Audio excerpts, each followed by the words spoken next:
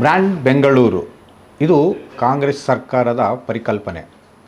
ಬೆಂಗಳೂರನ್ನು ಬ್ರ್ಯಾಂಡ್ ಮಾಡೋ ಮೂಲಕ ಜಾಗತಿಕ ಮಟ್ಟದಲ್ಲಿ ಮತ್ತಷ್ಟು ಬೆಂಗಳೂರನ್ನು ತೆಗೆದುಕೊಂಡು ಹೋಗೋದು ಸರ್ಕಾರದ ಪ್ರಮುಖ ಗುರಿಯಾಗಿದೆ.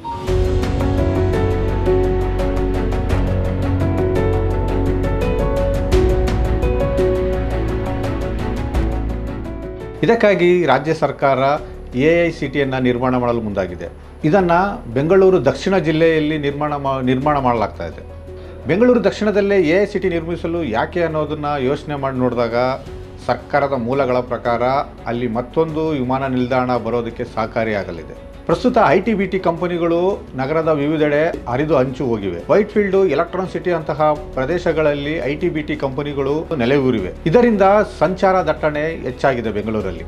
ಇದನ್ನು ಕಡಿಮೆ ಮಾಡಲು ಸರ್ಕಾರದ ಪರಿಕಲ್ಪನೆಯೇ AICT ಯೋಜನೆ. ಇಲ್ಲಿ ಒಂದೇ ಸೂರಿನಡಿ ಎಲ್ಲವೂ ಸಹ ನೆಲೆಗೊಳ್ಳುತ್ತೆ.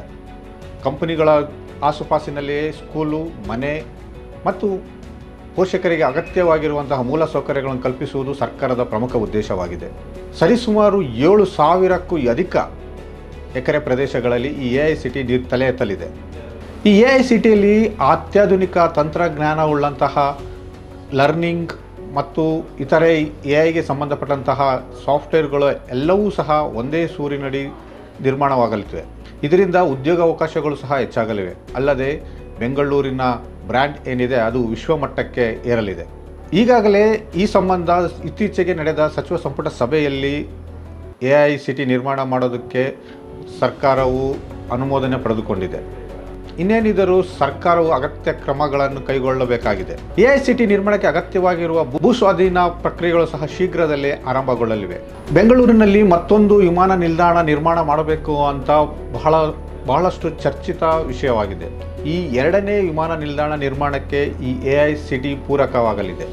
ಇದರಿಂದ ದೇಶ ವಿದೇಶದಿಂದ ಬರುವಂತಹ ಉದ್ಯಮಿಗಳಿಗೆ ಸಹಕಾರ ಆಗಲಿದೆ. ಯಾಕಂದರೆ ಉದ್ಯಮಿಗಳಿಗೆ ಪ್ರತಿಯೊಂದು ವ್ಯವಸ್ಥೆಗಳನ್ನು ಮಾಡಿಕೊಟ್ಟಾಗ ಸಹಜವಾಗಿಯೇ ಬೇರೆ ಬೇರೆ ದೇಶಗಳಿಂದ ಹೂಡಿಕೆ ಹರಿದು ಬರುತ್ತದೆ. ಹೀಗಾಗಿ ಸರ್ಕಾರ ಇದನ್ನೆಲ್ಲ ಯೋಚನೆ ಮಾಡಿಯೇ ಒಂದು AICTನ ನಿರ್ಮಾಣ ಮಾಡಲು ಮುಂದಾಗಿದೆ. AICT ನಿರ್ಮಾಣದಿಂದ ಕೇವಲ ಎರಡನೇ ವಿಮಾನ ನಿಲ್ದಾಣ ಮಾತ್ರ ಅಲ್ಲಿ ತಲೆ ಎದರಲ್ಲ, ಮೆಟ್ರೋ ಸಹ ಮತ್ತಷ್ಟು ವಿಸ್ತರಣೆ ಆಗಲಿದೆ.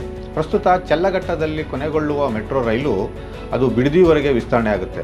ಇದರಿಂದ ಉದ್ಯೋಗಿಗಳಾಗ್ಬೋದು ಅಥವಾ ಉದ್ಯಮಿಗಳಿಗೆ ಸಂಚಾರಕ್ಕೆ ಭಾಳಷ್ಟು ಅನುಕೂಲವಾಗಲಿದೆ. ಸರ್ಕಾರಕ್ಕೂ ಆರ್ಥಿಕವಾಗಿ ಭಾಳಷ್ಟು ಲಾಭಕಾರಕವಾಗಲಿದೆ. ಇದನ್ನೆಲ್ಲ ಗಮನಿಸಿದ ರಾಜ್ಯ ಸರ್ಕಾರವು ಬೆಂಗಳೂರು ದಕ್ಷಿಣ ಜಿಲ್ಲೆಯಲ್ಲಿ AICT ನಿರ್ಮಾಣ ಮಾಡಲು ತೀರ್ಮಾನ ಕೈಗೊಂಡಿದೆ. AICT ನಿರ್ಮಾಣಕ್ಕೆ ಸರ್ಕಾರಕ್ಕೆ ಪ್ರಮುಖವಾದ ಸವಾಲು ಏನೆಂದರೆ ಭೂಸ್ವಾಧೀನ ಪ್ರಕ್ರಿಯೆ. ಈ ಭೂಸ್ವಾಧೀನಕ್ಕಾಗಿ ಹಲವು ರೈತರು ಸಹ ವಿರೋಧ ವ್ಯಕ್ತಪಡಿಸುತ್ತಿದ್ದಾರೆ. ಬಹಳಷ್ಟು ಮಂದಿಗೆ ಪರಿಹಾರ ನ್ಯಾಯಯುತವಾಗಿ ಬೇಕು ಅನ್ನೋದು ರೈತರ ಒತ್ತಾಯವಾಗಿದೆ. ಇತ್ತೀಚಿನ ದಿನಗಳಲ್ಲಿ ಭೂಮಿಗೆ ಚಿನ್ನದ ಬೆಲೆ ಬಂದಿದೆ. ಹಂಗಾಗಿ ರೈತರು ಸಹ ಹೆಚ್ಚಿನ ಬೆಲೆಯನ್ನು ಪರಿಹಾರ ನೀಡಬೇಕೆಂಬ ಒತ್ತಾಯ ಕೇಳಿ ಬಂದಿವೆ.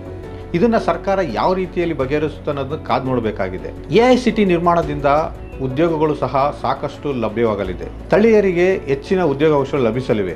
AICT ನಿರ್ಮಾಣದಿಂದ ಬೆಂಗಳೂರು ದಕ್ಷಿಣ ಮತ್ತಷ್ಟು ಪ್ರಸಿದ್ಧಿಯಾಗಲಿದೆ.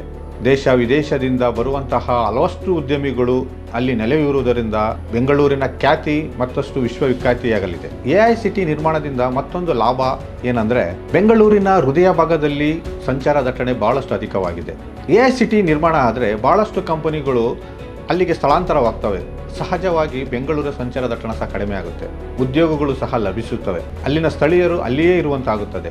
ಇಷ್ಟೇ ಅಲ್ಲ, ಬೆಂಗಳೂರು ನಾವು ಗಮನಿಸೋದಾದರೆ ಉತ್ತರ ಭಾಗದ ಬೆಂಗಳೂರು ಸಾಕಷ್ಟು ಸ್ವಲ್ಪ ಅಭಿವೃದ್ಧಿನೇ ಪಡೆದಿದೆ. ಆದರೆ ದಕ್ಷಿಣ ಭಾಗದ ಬೆಂಗಳೂರು ಇನ್ನಷ್ಟು ಅಭಿವೃದ್ಧಿ ಆಗಬೇಕಾಗಿದೆ. AICT ನಿರ್ಮಾಣ ಆಗೋದ್ರಿಂದ ಬೆಂಗಳೂರು ದಕ್ಷಿಣ ಸಹ ಅಭಿವೃದ್ಧಿ ಆಗುತ್ತೆ. ಈ ಯೋಜನೆ ದಶಕಗಳಿಂದಲೂ ಸಹ ನೆನೆಗುದಿ ಬಿದ್ದಂತಹ ಈ ಯೋಜನೆ. ಈ ಹಿಂದೆಯೇ ನಿರ್ಮಾಣ ಮಾಡಬೇಕು ಅಂತ ಬಹಳಷ್ಟು ಸರ್ಕಾರಗಳು ಕ್ರಮ ಕೈಗೊಂಡಿತ್ತು. ಆದರೆ ಅಲ್ಲಿನ ಮೂಲ ಸೌಕರ್ಯಗಳಿಂದಾಗಿ ಅದು ನೆನೆಗುದಿಗೆ ಬಿದ್ದಿತ್ತು. ಬೆಂಗಳೂರು ದಕ್ಷಿಣ ಹೆಸರಿಗೆ ಬದಲು ಇದು ರಾಮನಗರ ಜಿಲ್ಲೆಗೆ ಸೇರಿತ್ತು. AICT ನಿರ್ಮಾಣವಾಗೋದರಿಂದ ರಾಮನಗರ ಜಿಲ್ಲೆಯನ್ನು ಬೆಂಗಳೂರು ದಕ್ಷಿಣ ಅಂತಲೇ ಮರುನಾಮಕರಣ ಮಾಡಲಾಗಿದೆ. ಒಟ್ಟಾರೆ AICT ಪರಿಕಲ್ಪನೆ ಉದ್ಯೋಗದ ಬಳಿಯೇ ವಸತಿ ಮತ್ತು ಶಾಲೆಗಳು ಲಭ್ಯವಾಗುವುದರಿಂದ ಒಂದು ಸುಸಜ್ಜಿತವಾದ ನಗರ ನಿರ್ಮಾಣವಾಗಲಿದೆ. ಅಷ್ಟೇ ಅಲ್ಲ, ಜನರ ಜೀವನ ಮಟ್ಟವು ಸುಧಾರಿಸಲಿದೆ.